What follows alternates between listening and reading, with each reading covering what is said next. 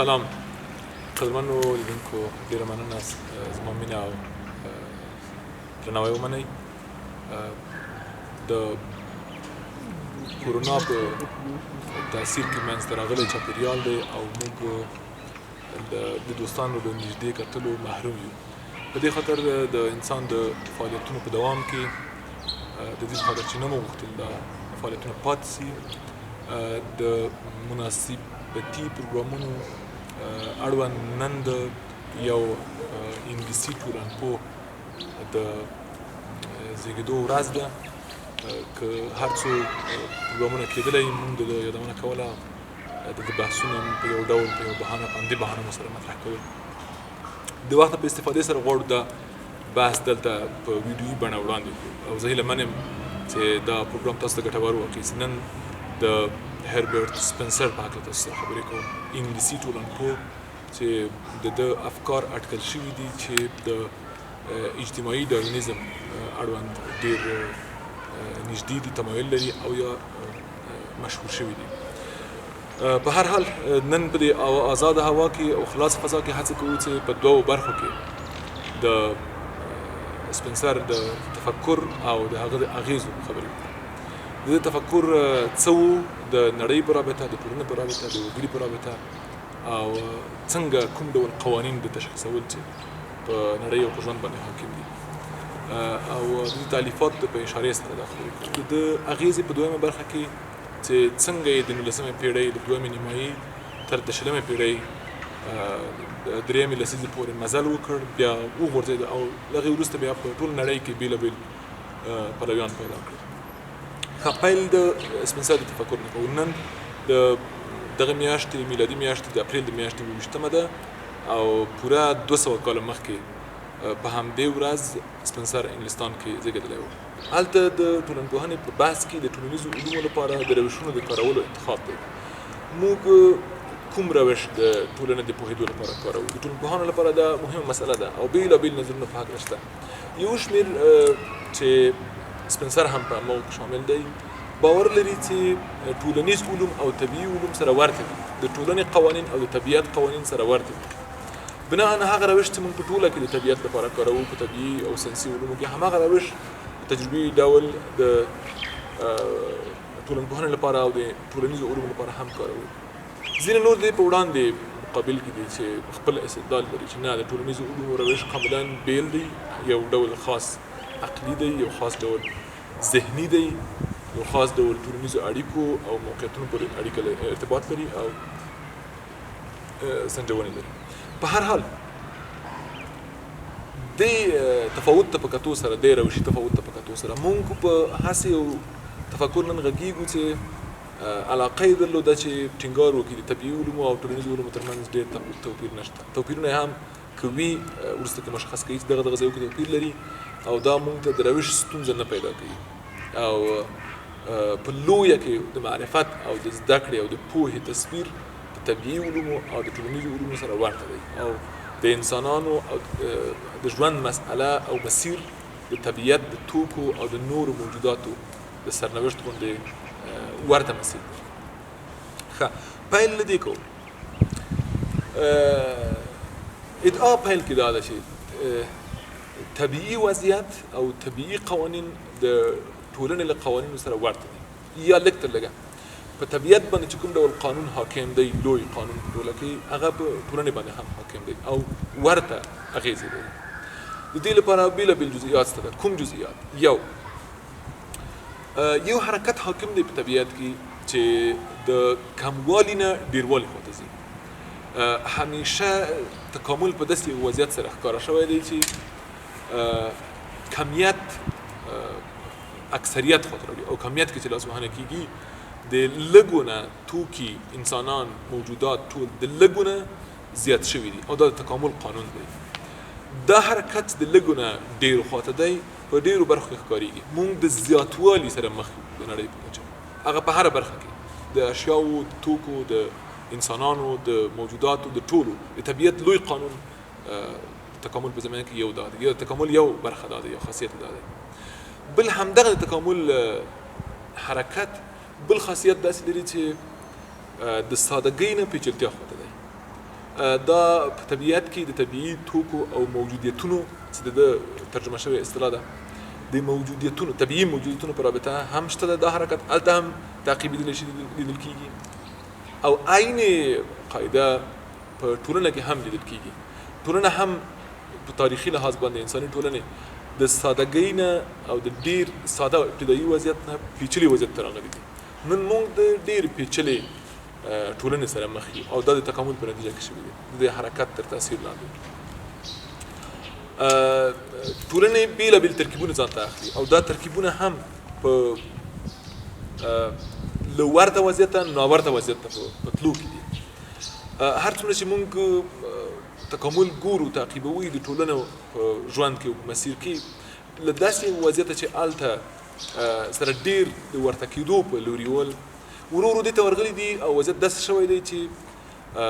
ناورته شي. نن ټولنې ډېر سره ناورته دي او پایي د تکامل قاعده او قانون دغسې په ترکیبونو باندې اثر کوي. اوس بیرته په همدغه پیچلي وضعیت کې په همدغه ګڼ وضعیت کې چې تعداد هم زیات شوی دی کمیت هم پورته راغلی دی په دې کې هم د ورته او ناورتو ترکیبونه شته دي. بیرته ورته ترکیبیږي او ترې ناورته منځته راځي. مشابه ترکیبونه منځته راځي او دا چې کله دوام پیدا کوي په بېلابېلو خاښو بدلېږي او نامشابه ډلګۍ او ترکیبونه ترې منځته راځي او دا مسیر همداسې دوام لري. بل د دغه لوی حرکت خاصیت دا دی چې اجزا ټول یو بل سره متقابل تړون لري او اړیکې لري. ټول په یو بل باندې اغیز لري او دا اغیزې په نتیجه کې د دغه اجزاو د تعامل او د اهمیت او د ونډې اخیستلو چې د ټول سیستم او د ټول کل لپاره یې کوي نتیجه کې بقا او د ژوند دوام تضمینوي. هر څومره چې دا اړیکې منظم ډول سره په خپل وخت کې او په خپل ځای کې ترسره کېږي یا د هغو ترکیبونو یا د هغو عناصرو او اجزاو لخوا چې هغه د پرمختللو او د مبارزې او مقابلې توان لري او د پایښت او بقا توان لري ونډه اخیستل کېږي ترکیب وړاندې ځي. هغه ترې غورځېږي چې کوم مقابلې توان نه لري یا د دوام مقابله نشي کولی وړاندې نشي تللی. د کل چې د اجزاو نه جوړ دی د یوې ټولې لویې مجموعې عمر د اجزاو د مجموعې نه ډېر دی. د اجزاو نه جوړ شوی دی د اجزاو مجموعه کمه ده او دا ټول اجزا سره ګډ شوي دي یو خاص ترکیب منځته راوړی دی او کل جوړ دی. یعنی اجزا د کل په خدمت کې دي. ټول اجزا د خپل ونډې اخیستلو له لارې د کل بقا او حیات تضمینوي او دا همداسې په مخ ځي. مثلا د غړو د بدن د غړو د ټولو دنده همداسې ده. اجزا دي سیستمونه دي او خپله ونډه او خپل رول لري هر یو. په ټوله کې انسان پایي او دوام کوي. پرته له شکه د اهمیت له مخې ځینې غړي داسې یو موقعیت او اهمیت لري چې د هغو له منځه تلل او یا د هغو غړو قطع کېدل یا ورته ستونزه پیدا کېدل ټول بدن ته ستونزه پیدا کولی شي. هغه د اهمیت له مخې خاص غړي دي. اما معمولا ځینې غړي هم داسې شته ده چې هغه که لرې هم شي د انسان بدن او خپله انسان ورسره روغ پاتې کېدلی شي. عین فورمول تاسو په حیواناتو کې هم کتلی شي په نباتاتو کې کتلی شي د طبیعت په نورو برخو کې کتلی شي. د یوې په ټوله ټولنه کې هم وضعیت همداسې دی. د ټولنې ځینې وګړي ځینې برخې ځینې جوړښتونه ځینې ترکیبونه او قراردادونه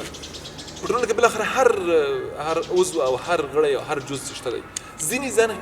د اهمیت له مخې غورځېږي په تکاملي دوره کې او ټول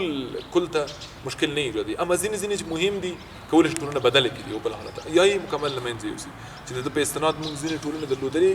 یا ځینې برخې مو درلوده چې هغه اوس بیخي نشته دي او نه دي پایدل ځکه چې د بقا توان یې نه درلود. دا د طبیعت او د ټولنې سره ورته والی دی. دغه لوی د تکامل قانون څنګه د طبیعت او په ټولنه باندې ورته تاثیر لري همغه حرکت چې په طبیعت کې دی همغه په ټولنه کې هم دی. دا یوه برخه ده. اما ځینې توپیرونه هم شته د ټولنې او د طبیعت ترمنځ د طبیعي موجوداتو ترمنځ او د ټولنیزو موجودیتونو ترمنځ ځینې توپیرونه هم شته ده. دلته توپیرونه هم یادښت کړي دي. اول ټولنیز موجودیتونه ټولنیز خصوصیات او ټولنیز اجزا لکه څنګه چې د طبیعي موجودیت اجزا دي یا خصوصیتونه دي هغه عمر ښکاره نه دي بلکې دا په یو ډول سره نامرئي دي یا په جزئي ډول سره ښکاره کېږي یا په غیر مستقیم ډول سره یا په سمبولیک ډول سره څرګندېږي او ښکاره کېږي. طبیعت کې برعکس دی. طبیعت ټول اجزا د یو ترکیب اجزا د پلټنې په وړاندې مقابله نه کوي، ترلاسه کېدلی شي او څرګند او ملموس دي، برعکس د ټولنیز وضعیت. بل دا دی چې په طبیعي وضعیت کې ټول غړي مکلف دي او حتما خپله دنده ترسره کوي،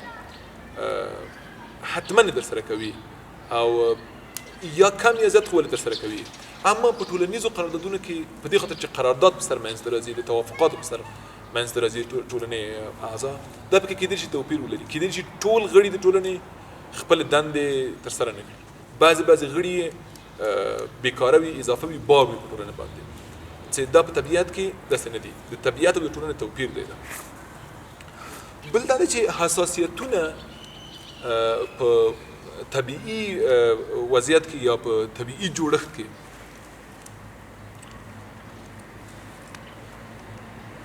په ټولنه کې متمرکز نه دي. حساسیتونه د ټولنې په یو خاص ځای کې متمرکز نه دي، پاشل شوي دي، خپاره شوي دي، په ټولو برخو کې کم زیات ډول سره شته دي. اما په بدن کې خاص ځایونه حساسیت لري یا په طبیعي موجودیت کې خاص برخې لري چې هغه غبرګون ښودلی شي او حساسیت ښودلی شي. او وروستۍ برخه یې پوهاوی یا آګاهي ده. آګاهي هم په ټولنه کې خپره ده او په یو خاص اندازې سره په کیفي بڼه ټولو موجوداتو کې د ټولنې ترکیب کې شته ده چې په طبیعي موجودیت کې په دغه بڼه نشته ده. هلته کېدای شي یو خاصه برخه کې یو ځای کې متمرکز وي. ښه، دا یعنې د طبیعي موجود او طبیعي موجودیت یا طبیعي نړۍ او د ټولنیزې نړۍ سره ورتهوالی او توپیرونه. تاسو ته تر اوسه پورې ښکارېږي چې اصل کې سپین سرې ټینګار په دې لري چې هغه لوی تکاملي قانون ته لار خلاصه کړي چې هغه ومنل شي هم په ټولنه باندې هم په طبیعت باندې، لکه څنګه چې په طبیعت کې منل شوی دی. ښه، راشئ چې وګورو تکامل څه شی دی اصلا او د تکامل په رابطه باندې د سپین سر افکار چېرته واقع دي. د تکامل نظریه معمولا د چارلز داروین په افکارو پورې ډېر مربوطه ګڼل شوې ده. د ځینو پوهانو له نظره داروین دومره فوق العاده اغېزناک شخصیت دی چې د ډېرو نورو مخالفو نظریو په وړاندې هغومره غبرګون په ټولنو کې، په سنتي ټولنو کې د روشنفکرانو لخوا او د خصوصا مذهبي او سنتي افکارو د پلویانو لخوا نه دي ښودل شوي لکه څومره چې د داروین په هکله ښودل شوي دي، حتی په پرمختللو ټولنو کې، حتی په ډېرو متمدنو ټولنو کې تر اوس تاریخ پورې. داروین د تاریخي لحاظه د سپین سر سره نږدې دی، ولې څه کلونه وړاندې، 20 کاله وړاندې یا 10 کاله وړاندې ترې زېږېدلی او 20 کاله وړاندې ترې وفات شوی. دی د سني لحاظه او د عمري لحاظه په زمانه کې په یو خاص برخه کې ورسره مشترک دی، اما وروسته تر داروین پاتې شوی دی. ځکه خو ځینې داسې برداشت کوي او داسې ګڼي چې د سپین سر افکار د داروین افکار دي چې د طبیعي برخې نه یې اخیستي دي، ټولنې ته یې راوړي دي او سرایت یې ورکړی دی، ټولنیز ګړي دي یو ډول، او د انسانانو برخه ته یې راوړي دي، انسانانو ژوند ته یې انتقال کړی دی او همدا قانون دی طبیعت. ښه، د سپین سر په افکارو کې په همدغه ټول تصویر کې چې وړاندې دولت کوم ځای کې ده، مثلا د یو بنسټ صفات یا نور بنسټونه کوم ځای کې واقع دي، څه ارزښت لري او څه کار کولی شي. د ده له نظره حکومت د طبیعي نظم مداخله کوونکی دی او دا په هیڅ وجه د ده له نظره مناسب نه ده. د حکومت دنده باید دا وي چې فقط دفاع وکړي د هغو بېنظمیو یا د هغو منځته راوړل شویو تقابلي پیښو چې د نورو انسانانو، د غرونو تر شا د انسانانو یا د دې جغرافیې نه د باندې د نورو انسانانو لخوا په دوی راپېښېږي، د هغو فقط مخنیوی باید وکړي. یعنې د وګړو او د یو ټولنې د نظم د ساتنې وظیفه لري اصلا دولت، پکې د لاسوهنې وظیفه نه لري. د وروسته کې امریکایي تحلیلونه ترې داسې هم وشول چې انګلیسي او امریکایي چې امریکا کې دا ډېر زیات خپاره شول چې دولت کولی شي په اقتصادي برخه کې د اقتصادي ودې لپاره لاسوهنې وکړي، اصلاحات راوړي، اما د ټولنې په نظم کې د مداخله نه کوي او دا د ده له نظره ډېره جدي او مهمه دنده ده د دولت لپاره. نور بنسټونه ټول دغسې دي، هغه بنسټونه چې موږ د اصلاح لپاره د ټولنې پیژنو هغه د ده لپاره ډېر معقول بنسټونه نه دي او د طبیعي نظم سره او ارګانیزم سره مقابله کوي چې دا په هیڅ ډول سره صحیح نه دي چې ادامه کې وایو. ښه، د ټولنپوهانو دنده څه ده؟ دا په خپل ځای یو بحث دی چې دی ټولنپوه دی او دی ټولنپوهنې په رابطه باندې مشخص 2-3 اثار لري او لیکنې لري، لکه څه په نورو برخو کې هم لري. په په دې خاطر مهمه ده د خبرې سره تعقیب سي او جدي ونیول سي. د مثلا ټولنپوهان ته وایي د ټولنپوهانو وظیفه دا ده چې د ټولنې وګړي قانع کړي تر څو دولت هغه لاسوهنه چې د ارګانیزم یا ټولنې باندې تکاملي حاکم قانون په وړاندې مداخله ده د هغو مخنیوی وکړي. د دولت هغه مداخله ونه منل شي چې عمومي نظم کې لاسوهنې کیږي. هماغه مسیر چې د طبیعت او د ټولنې روان دی هماغه پرېږدي چې روان شي. د ټولنپوهانو وظیفه دا ده چې خلک په دغه لوري راولي او قانع کړي تر څو د نظم پلویان اوسي ټول د هماغه تکاملي حاکم لوی نظم. جالبه ده د تغییر پر رابطه باندې څه باور دی. تغییر اصلا ډیر غیر طبیعي اصل دی او دا جوړ شوی صنعتي یا دستوري اصل دی د سپنسر له نظره. تغییر فقط د ځینو انسانانو یا د ځینو بنسټونو غوښتنه ده چې پر طبیعي نظم تطبیقوي یا پر تحمیلوي او دا په هیڅ صورت ښه نه ده. په همدې خاطر هم په انګلستان او په امریکا کې د محافظه کارانو لپاره د هغو کسانو لپاره چې دغه نظم چې دوی لپاره ګټور و هغه واضح توجیه کوو. په دې خاطر هم د افکار ژر په امریکا کې خپاره شول او په انګلستان کې هم پلویان درلودل. برعکس د اروپا د نورو هیوادونو لکه فرانسه او لکه آلمان چې ځینو برخو کې کاملا انقلابي او د اوښتنې پلویتوب نظریات وړاندې کول، ټولنیز نظریات. ښه راځئ د ټولو نه دا غوښتنه وکړو د سپنسر په وینا چې د حاکم نظم ته د طبیعت نظم ته درناوی وکړي، پرېږدي چې خپل میکانیزم خپله تطبیق کړي او طبیعت یو ډېر ورو دوامداره د هیڅ ډول مانع په وړاندې نه تسلیمېدونکی مسیر لري او دا باید پرېښودل شي، پکې لاسوهنه ونه شي تر څو د ټولنې هغه وړ او ښایسته یا د صالح او توانمنه وګړي او غړي پاتې شي په دې مبارزه کې. هغه چې وس نه لري او وړتیا یې نه لري باید له منځه لاړ شي چې په ادامه کې دا توضیح کوو. ځینې برخې د جدي انتقاداتو سره هم مخ شوي. ټولنپوهانو ته او ځینې نورو فکرانو پوهانو ته باید دا بحثونه ول چې تاسو چې وایئ چې ټولنه کې خرافات موجود دي، دوی عنعنات او رواجونه او عرفونه په دغه ډول سره تحلیلوئ، متوجه نه یاست چې دا خرافات په یو وخت کې د تکامل په لوی مسیر کې کوم مهم رول ترسره کړی دی. په دې خاطر چې اوس د پامه غورځېدلي دي یا اوس ستاسو لپاره په دغه برخه کې ستاسو یې ستاسو لپاره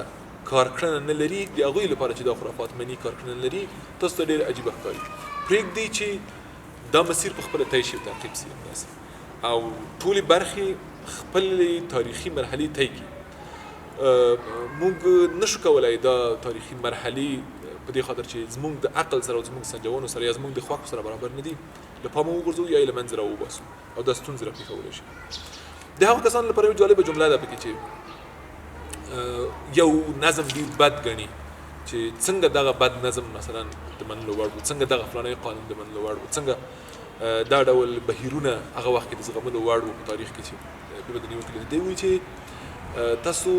هغه بد نظم هماغه وخت درک کړئ او په باندې پوه شئ او هماغه تاریخي موقعیت ته ورسره لاړ شئ چې د تکامل اړتیا وه. هغه وخت کې دا بد نظم چې ستاسو داسې بد ګڼئ یا ستاسو د ذهن او د احساساتو او عواطفو په وړاندې ډېر بد دی، دا هماغومره ښکلی معقول او پر ځای دی په خپل وخت او په خپل ځای کې چې لکه تاسو ته څومره بد ښکارېږي. مثلا مونږ کیدای شي د طبیعت د نظم په کتلو سره ځینې وخت راوپارېږو، زموږ عواطف او احساسات، زموږ افکار، مونږ چې کله ګورو یو ځناور د طبیعت یو ډېر مهین ښکلی او جذاب بل موجود رانیسي او ټوټې ټوټې کوي خوري، د طبیعت قانون دی. دی وایي چې کیدای شي زموږ د دغې برخې تر تاثیر لاندې راسو، زموږ عواطف او احساسات او افکار او داسې ادبیات هم بیا تولید شي چې دا مثلا د قربانۍ، د ستم، د ظلم، د جور، د بېعدالتۍ او د نور مفاهیم هغه وي زمینې وي یا محتوا وي یا دا اصطلاحات وي. په هر حال دا شیان نشته دی. هغه نظم چې حاکم دی هغه قدرتمنو ته او توانمنو ته هغه څوک چې وړ دي، هغه توکي چې وړ دي، هغه موجودیتونه چې وړتیا یې لري د هغو لپاره ښایستګي شته ده او دوی کولی شي مبارزه وکړي پاتې شي. هغه چې تنبل دي، بیکاره دي، بار دي په نورو باندې، ضعیف دي، هغه له منځه ځي. ښه په دې برخه کې ځینې پوښتنې مطرح کوو. مثلا د تکامل د پرمختګ او د ودې، پرمختګ هم په همغه معنا سره چې تکامل ته نږدې دی، نه په ډېر صنعتي معنا سره. د تکامل لاره یوه ده که څو لارې دي څو خطه لرو تکامل لپاره هره ټولنه خپل مسیر طی کولی شي تکامل لپاره او که نه یو مسیر دی چې ټولې باید طی کړي ټول باید په قطار کې ودرېږي ټول باید په نوبت کې ودرېږي یوه مرحلې نه په نوبت سره چې یوه ټولنه اوړي بلې پسې واوړي بلې پسې واوړي چې دا ډول نظریات موږ په سیاست کې هم نن هغه مزه یې پکې تعقیبولی شو او موندلی شو هغه افکار چې ځینې تعبیرونه له درېیمې نړۍ نه هم دا مفاهیم رسوي تقریبا چې د پرمختګ مسیرونه شاپشا مسیرونه دي یو خط دی تاسو په هر موقعیت کې چې واقعي هر څومره وروسته هم چې حرکت کړی دی وروسته رسېږئ پرمختګ خط دی یا د یو خاص وضعیت چې هغه د رفاه وضعیت دی هغه خط دی هر ټولنه له خپله ځایه حرکت نشي کولی او خپل مسیر نه لري د تکامل لپاره یا که لري هم همغه مرحلې طی کوي لکه څنګه چې دلته په دې خطي په یو خط کې تعقیبوي کله چې تاسو د تکامل لوی مسیر او لوی حلقه وګورئ چې څنګه مرحله په مرحله اوړي همغه دي چې هر ټولنه کې هر ځای کې هم تعقیب کړي بالاخره یو قانون دی تطبیقي بالاخره نتیجه دا کېدلی سي چې د تکامل مسیر یو مسیر دی یو خط دی په همدې باندې باید ولاړ سو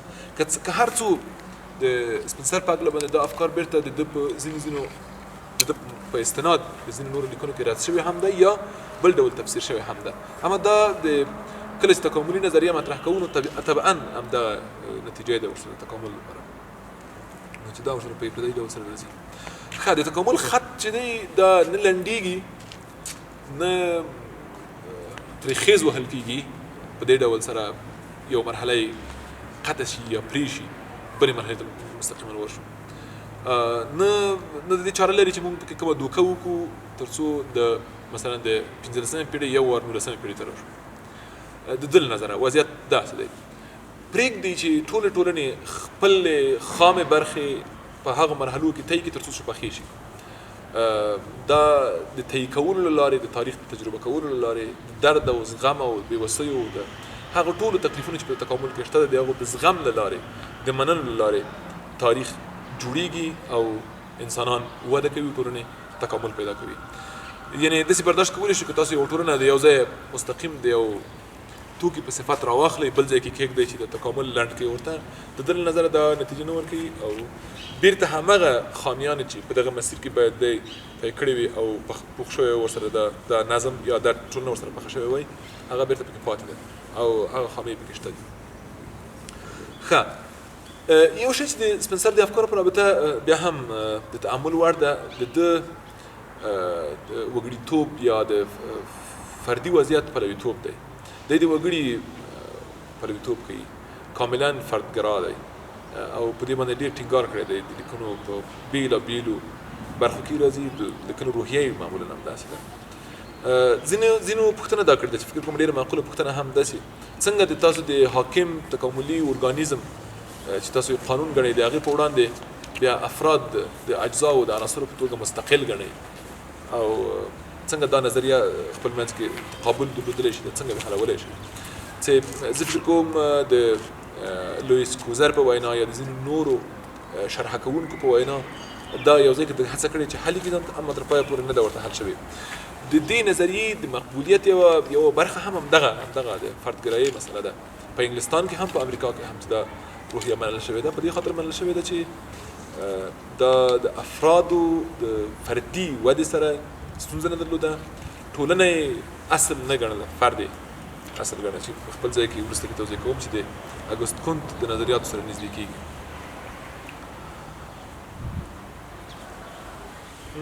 د دې بحث په تکمیل کې په ځینو ځایو کې صریحا ویلي دي چې د دې پوښتنې په ځواب چې ټولنه څنګه منځ ته راځي ولې وګړي ټولنه مني د یو نظم په صفت د یو لوی جوړښت په صفت یې ولې مني په دې خاطر د دې ځواب دا دی په دې خاطر چې افراد بله چاره نه لري د دوی ګټه په همدغه ټولنیز ترکیب کې ده په ټولنه کې ګټه ده د دوی په دې خاطر چې خپله ګټو پسې ورځي نو داسې کېږي چې د انسان پېژندنه د ګټې په سر ولاړ ده انسان یعنې هغه موجود چې ګټه خاطر روان دی هغه ګټه اوس د تکامل سره څنګه معنا کېږي زه نه پوهېږم هماغه خالي ځای نه ده په دې خاطر چې د ټولنو وده وشي باید افرادو ته د ګټې زمینه مساعده شي افراد چې کله ګټې کوي ټولنه ورسره په مغزي ټولنه موجوده ده ټولنه پایي اصلا او په ادامه کې د ټولنې د پوهېدو لپاره چې د ټولنپوهانو جدي پوښتنه ده ټولنه څنګه پېژندلی شي څنګه ټولنې باندې پوهېږو ټولنه څنګه مطالعه کوو اصلا د افرادو مطالعه برعکس د ځینو اروپایي نورو ټولنپوهانو یا ټولنپوهنیزو روشونو چې هلته جوړښتونه مطالعه کېږي مثلا د ماکس ویبر په ټولنپوهنه کې نیتمندي مطالعه کېږي د وګړو نیتونه څه دي موږ باید ذهن ته ورننه ورشو د وګړو تر څو وپوهېږو چې ټولنه څنګه ده په هر حال دا هغه ټول سره توپیر پیدا کوي دا وایي چې د وګړي ماهیت باندې تاسو کله پوه شئ د ټولنې ماهیت باندې پوهېږئ چې دا ټولنه په کوم وضعیت کې ده څه ماهیت لري دا اوس ښه زه د بحث ادامه ته ورځم زه نه پوهېږم چې څومره نور وخت لرم فکر کوم وخت مو کم هم دی او د اغیزو برخه یې لا پاتې ده د طبیعي موجودیت ترکیب لکه څنګه په یو مجموعه کې د پوښونکي یا د سره نښلونکي توکي په واسطه یا د یو بلې پدیدې په واسطه منځته راځي او ترکیبېږي هغه ډول په ټولنه کې ژبه ده ژبه وګړي سره تړي او یو ډېر لوی اندام د ټولنې په نامه منځته راوړي او د ژبې ځای په دې موقعیت کې ډېر جالبه او د څېړنې وړ دی چې د سپنسر لخوا وړاندې کېږي ښه دا تقریبا هغه یو ځانګړی تصویر دی سپنسر د افکار ټولنیزو افکارو دی پرته له شک هغه د اخلاقو په هکله خبرې لري د اقتصاد په هکله خبرې لري د اناتومي او بیولوژي په هکله باندې خبرې لري بېلابېل نور بحثونه هم لري څه د چې دا یو منځوي کرکټر و او مطالعه یې کمه کوله ډېر عصبي کرکټر و زه نه پوهېږم بعضې وخت سړی دا اټکل کوي چې په 2 پیړیو 3 پیړیو کې د نوښت پیړۍ د تجدد پیړیو کې ډېر وتلي شخصیتونه اوچت کرکټرونه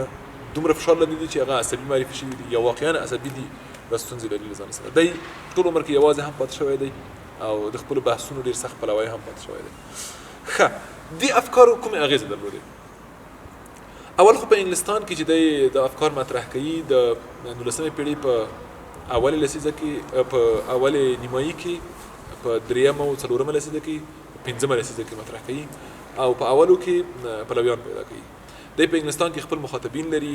مینوال لري هغوی یې تعقیبوي او د ده افکارو نظریاتو ته منتظر وي د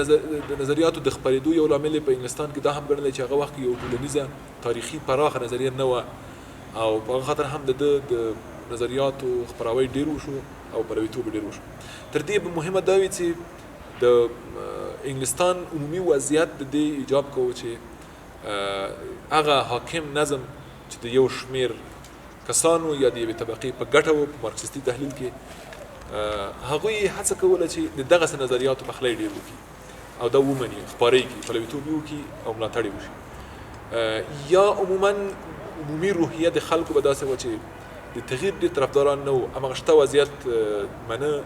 کوښښ کوو چې اطاعت ډېر وکړي تر دې چې بدلون راولي یا تغییر ومني یا د تغییر پلویتوب وکړي په دې خاطر د افکار هلته په انګلستان کې خپاره شوي وو اما د اګوست کونت سره ورته والی هم مهم بحث دی په فرانسه کې د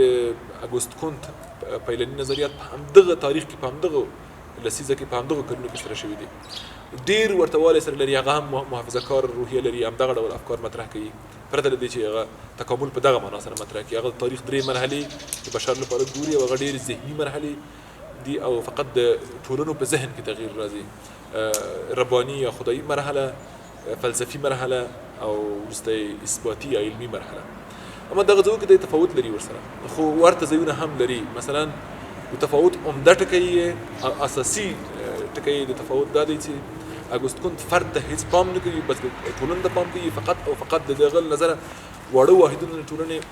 کورنۍ ده چې باید مطالعه شي اما دی برعکس کاملا برعکس فقط په افرادو تمرکز کوي او فردګرا دی لکه مخکې مې چې وویل دی د تفاوت او د تقابل ده اما ورته والی په محافظه کارۍ کې او پراخو نورو تکاملي بحثونو کې دی چې د ټولنو لپاره یې مني هاب هاوس او په انګلستان کې مثلا موریس ځینې نور هغه ټولنپوهان او سیاستوال او لیکوالان او روشنفکران دي چې د سپنسر د افکارو نه متاثر وو او هغه یې په خپل وخت کې منلي وو او د شاګردان اما همدغه افکار د دې مړینې سره نږدې ډېرو نورو هېوادونو کې هم خپره شوه او ورسېده د هغې جملې نه په امریکا کې د 19مې پیړۍ په دویمه نیمایي کې په شپږمه لسیزه کې دا افکار راغلل.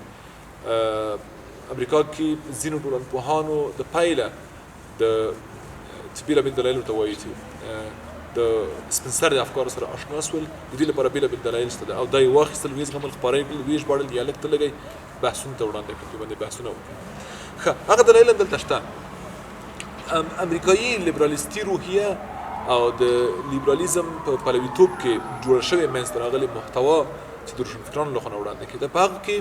ځینې برخې همدغه تکاملي نظریې پورې اړوند دي چې د دې نه راپورته کېږي یا راخیستل کېږي یا مرسته ترې راخیستل کېږي یا همدغه کارول کېږي د لیبرالیزم لپاره، یا برعکس لیبرالیزم د دې منځته راځي. په خپل ځای کې د تفاوت مهم دی. د دې د نظریې پلویان هلته وو په همدغه لیبرالیستانو کې چې دا نظریه تعقیبوله او تکمیلوله. په دوام کې به یې داسې ځای ته رسېدل چې هغه تکاملي نظریې منل وو او هماغه ټولنیز کول وو چې سپنسر تیار کړي وو. کولی، ویبلن، راس او ځینې نور ټولنپوهان، مثلا د مطبوعاتو ټولنپوه ډېر مشهور ټولنپوه دی رابرټ ازرا پارک، دی ټول د یو ډول نه یو ډول د سپین سر د افکارو سره راګیر دي، نښتي دي، ترې متاثر دي او د افکار د دوی په واسطه باندې هلته خپاره شوي دي. ښه څو دلایل یې ښودلي دي چې په امریکا کې دا افکار خپاره شول او ومنل شول. سطحي او ابتدایي دلایل دا دي چې دا افکار په انګلیسي ژبه باندې وو. سپنسر په انګلیسي باندې خپل کتابونه لیکلي وو، په دې خاطر امریکا کې ومنل شول، برعکس د فرانسې او د آلمان د لیکوالانو چې زه فکر کوم مارکس تر دوی ډېر زیات جدي بحثونه درلودل، اما تر ډېرو نورو لسیزو پورې هم امریکا ته ونه رسېدل، یا یې مخنیوی وشو یا پوه نه شول. یو یې د انګلیسي ژبې مسئله ده. دویمه مسئله ساده متن دی. د ده کتابونه په یو خاص روش سره چې ډېر ساده او ابتدایي روش دی، په هغه روش سره لیکل شوي دي او مطرح شوي دي. په دې خاطر هم منل کېدل ممکن او منل شوي دي. دا بل دلیل چې پکې راوړی دی. بل دلیل دا دی چې علمي بهیرونو کې د زده کړو لپاره، د فکري تمرینونو لپاره یو فرصت و. هماغه وخت د امریکا ټولنیز وضعیت، د روشنفکرانو وضعیت داسې و، د پوهنتونونو وضعیت داسې و چې د دې مجال ډېر و چې داسې نظریې واخیستل شي او ومنل شي یا لږ تر لږه پرې بحث وشي. د هغې نه را دې خوا ته دوه نور دلایل دي چې دا زه فکر کوم تر هغو ډېر مهم دي. یو لامل دا دی چې دا نظریات د داروین یا دې ته ورته د سپنسر نظریات، خصوصا ټولنیز داروینیزم، یو ډول هیله بخونکي روحیه لري، یو ډول امیدواره کوونکي نظریات دي یا نظریه ده. په بېلابېلو برخو کې سړي ته دا تمه ورکوي چې وضعیت مخ په ښه کېدو دی، تکامل دی. نهیلي راکمایي په ټوله کې یا کېدای شي دغه ډول تاثیر په افریقایي وضعیت باندې کړی وي یا ترې دا ډول استفاده شوې وي. تر دې هم ډېر مهم لامل یا زمینه د نظریې د خپرېدو چې په امریکا کې سپنسر پیژندل شوی دی او تاثیر کړی دی، هغه د امریکا محافظه کاري ده او د پانګوالۍ سیستم حاکمیت دی چې هیڅ کله حتی هغه خبره اورېدل او زغمل ورته خوندور نه دي چې د هغو افکار په وړاندې دي، او برعکس دا مفکورې د سپنسر مفکوره لکه دې ته ورته مفکورې ډېرې سره جوختې او جوړه دي وشوه او مرسته کوي یو د بل سره. هلته د ده ځینې شاګردانو لکه مثلا ګراهام سامنر، هغه د داروینیزم نه او د سپنسر د افکارو نه هغه برخه منلې وه چې ډېره جالبه وه او په دې باندې اثار هم راغلي وو چې صالح طبیعي موجودیتونه پاتې کېږي د بقا په مبارزه کې، عیناً په ټولنه کې هغه وړ او توانمنده یا د ټولو مثبتو خاصیتونو چې ټولنه یې تعریفوي د هغو درلودونکي غړي د ټولنې پاتې کېږي او غیر اصلاح یا نا اصلاح شوي یا غیر منعطف چې نه اصلاح کېږي یا ضعیف دي، هغه دوام نشي کولی هغه له منځه ځي. دا نظریه منلې وه، په همدې باندې ټولنیز تحلیلونه خپل وړاندې کول چې خپل بېلابېلې نیوکې هم لري. لستر وارډ بل کس دی چې ډېر زیات مشهور دی او جالبې لیکنې لري. دا هم د سپنسر د نظریې هغه برخه اخیستې وه او په باندې ډېر ټینګار کړی و او خپل اثار یې د همدغې برخې په روښانولو کې متمرکز کړي وو چې ټولنې له ساده وضعیته پیچلي وضعیت ته راځي او موږ مخ په پیچلتیا یو. دې هم کېدلی شي دغه دواړو نظریاتو هم د کاپیټالیزم سره په خاصو مرحلو کې د شتمنو سره او د ټول سیستم سره مرسته کوله. حتی دا خو ډېره جالبه ده چې وپوهېږو چې امریکا کې د نظریاتو د منلو نه وروسته د نظریاتو په رڼا کې په دې باندې جارو بحث کېده چې د دولت دخالت چې کله ده ویلي وو چې باید په طبیعي نظم او ارګانیزم کې مداخله ونه شي، د دولت مداخله باید کوم ډول وي؟ نه د دې لپاره چې دا نظم برقرار کړي او منځ ته راوړي عدالت په نامه یو شی تطبیق کړي، بلکې د دې لپاره چې هغه وګړي چې ضعیف دي او د دې قویو غړو مخنیوی کوي او مزاحمت کوي د هغو په له منځه وړلو کې څنګه ترې استفاده وشي. دا د ډېر جالب او افراطي ډول سره مطرح شوي افکار دي چې هغه وخت ترې استفاده شوي. په هر حال د دغه ټولو نظریاتو په رڼا کې په دغه او یا کلن یا اتیا کلن مزل کې چې د افکارو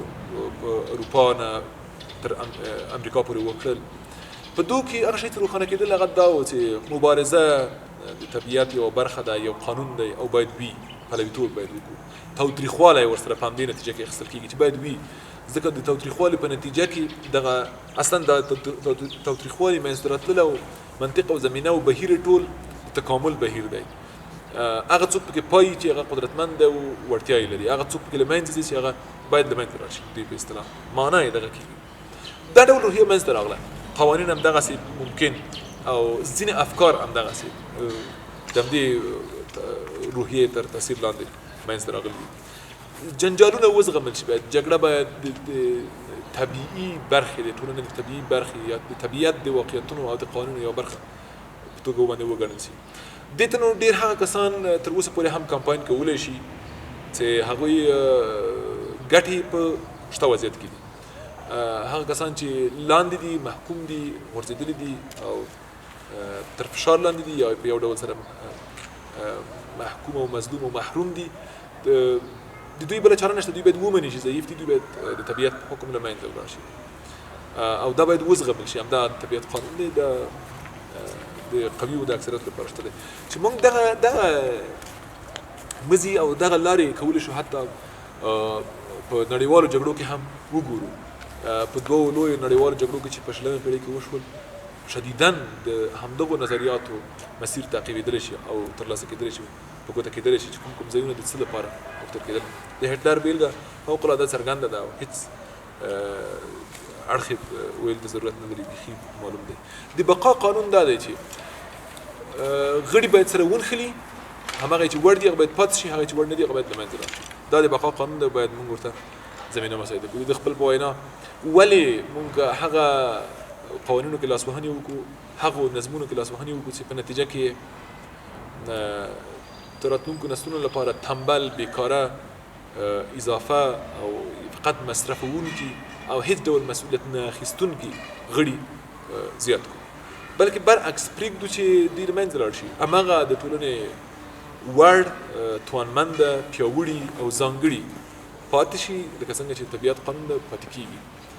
همدې پاتې شي، تکامل د همدې په وجود کې دوام پیدا کړي. په هر حال زما خبرې د پاک اوس خلاصې شوې، هم مقدماتي بحثونه ډېر زیات کېدلی شول، هم د هرې